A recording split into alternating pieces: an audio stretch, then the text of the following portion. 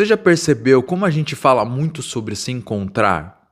Ah, eu preciso me encontrar, preciso descobrir quem eu sou, preciso encontrar o meu propósito, eu preciso achar o meu caminho.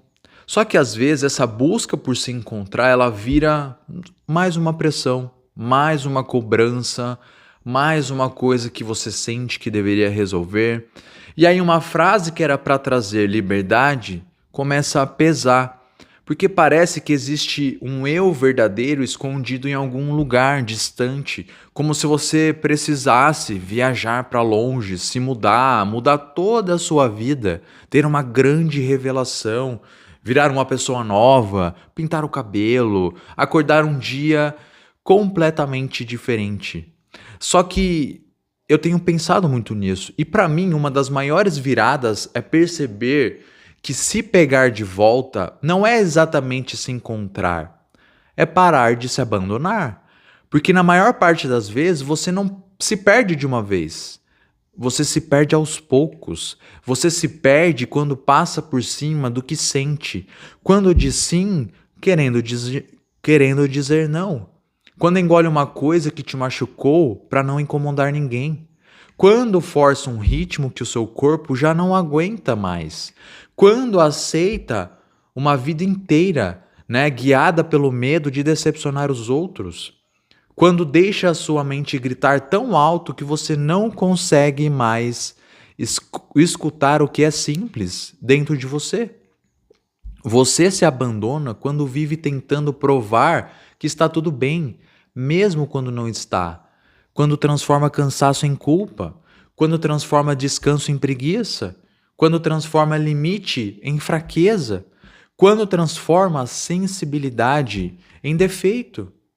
E quando transforma a sua própria necessidade, né, em algo que precisa ser escondido. E aí, depois de anos fazendo isso, a pessoa olha para a própria vida e pensa: eu não sei mais quem eu sou. Mas a questão é que muitas vezes você não deixou de ser você. Você só passou tempo demais longe de si mesmo.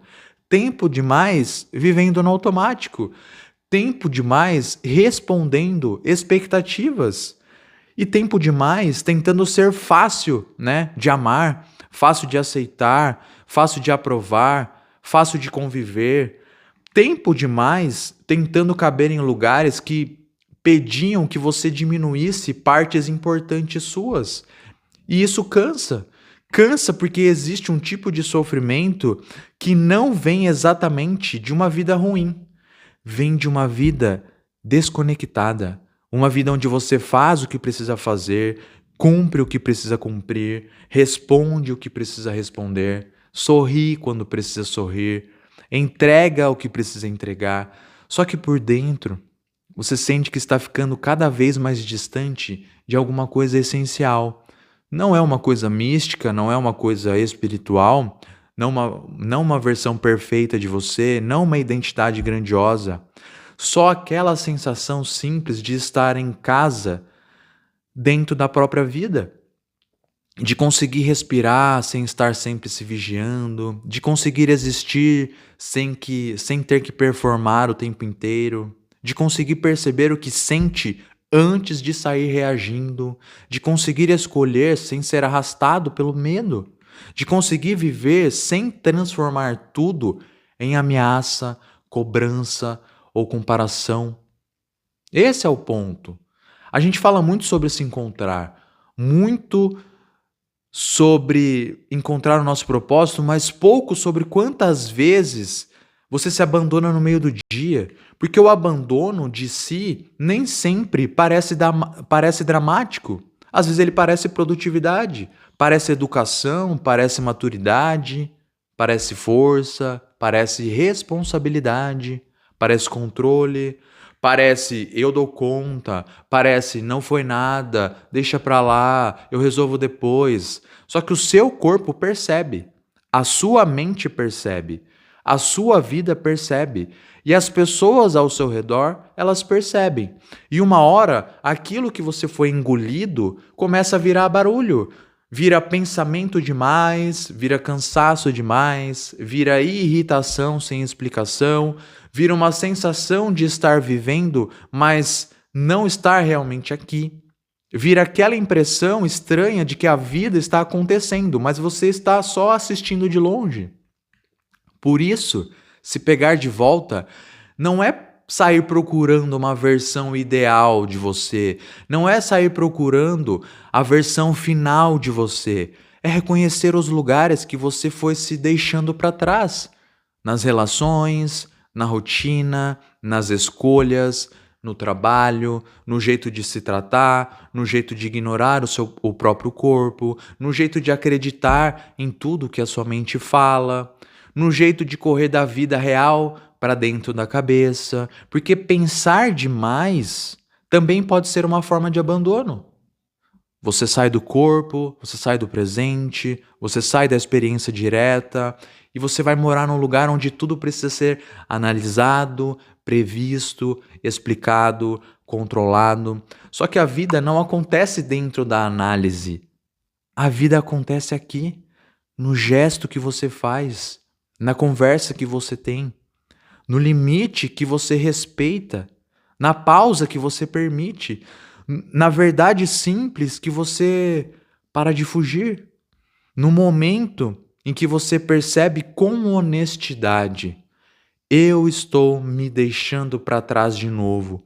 Essa percepção, ela muda muita coisa, porque ela tira a busca por si mesmo de um lugar distante e te traz para o cotidiano, te traz para o presente, te traz para o agora.